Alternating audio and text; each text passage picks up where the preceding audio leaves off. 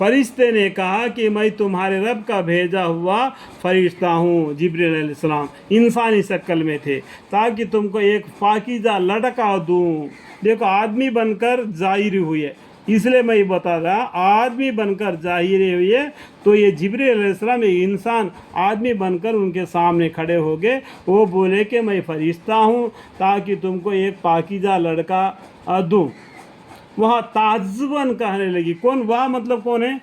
मरियम अलैहिस्सलाम ताज्जुबन कहने लगी, ताजुब कैसे कहने लगी, भला मेरा लड़का किस तरह हो जाएगा, हालांकि मुझको किसी बशर ने हाथ तक नहीं लगाया और उनको शादी भी नहीं होगा और उनका किसी मर्द ने हाथ तक नहीं लगाया, और ना मैं गलत काम करने वाली भी नहीं हूँ। इस तरीके से मरियम अलैहिस्सलाम ने कह दिया। फरिश्ते ने कहा कि यूं ही औलाद हो जाएगा, तुम्हारे रब ने इरशाद फरमाया है। ये बात मुझको आसान है। मुझको मतलब क्या है? अल्लाह ताला को आसान है। और इस तौर पर इसलिए पैदा करेंगे ताकि हम इस फर्जंद को लोगों के लिए एक निशानी कुदरत बना दे। जो मरियम अलैहिस्सलाम के जो लड़का हो जाता है, ये दुनिया में एक कुदरत का निशानी बन जाएंगे। उस टाइम पर अमल अपने हयात ज़िंदगी में पैगंबरी का अमल दिखाएंगे और अल्लाह उनको उठा लेगा और कल क़यामत के दिन दोबारा वो दुनिया में आएंगे।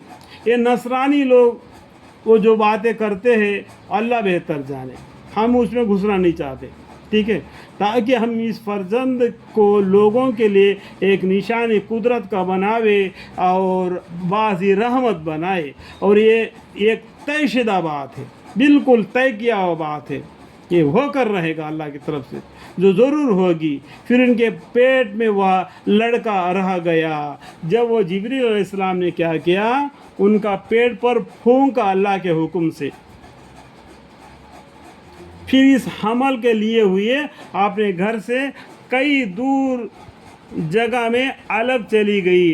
जब वो पेट में बच्चा ठहर गया, धीरे धीरे धीरे उनका पेट बोझल हो गया, तो उन घर वालों से वो अलग होके कई दूर जगह पर चले गई।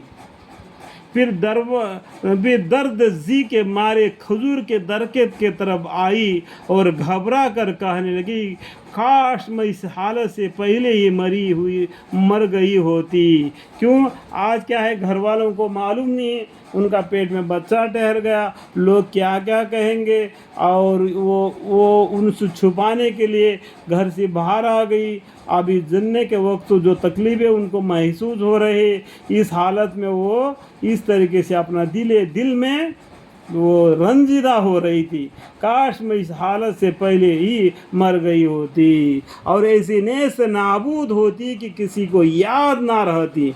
इस तरीके से अपने गम की शिकायत करने लगी। फिर जिब्रील अलैहिस्सलाम ने उनके आस बाबीन मकान से उनको पुकारा, तुमको मगमूद मत हो। यहाँ पर देखो, पहला जब गुस्ल खाने में मरियम अलैहिस्सलाम गए थे, तो मरियम अलैहिस्सलाम के सामने जिब्रील अलैहिस्सलाम एक बशर के शक्ल में दिखाई दिए, उनको अल्लाह का हुक्म पहुँचा दिए। और जब ये मरियम अलैहिस्सलाम अपना पेट का बोझल वो जन्ने का वक़्त आ गई, तो घर से अलहदा हो गए। यहाँ पर जिब्रील अलैहिस्सलाम उनके सामने नहीं आए, ठीक है, समझने की बात है, खुल्लम खुल्ला बोलने की ज़रूरत नहीं। वो जन्ने की हालत में थे बच्चा पैदा होने का, तो उस टाइम पर जिब्रील अलैहिस्सलाम ने उनके सामने नहीं आए।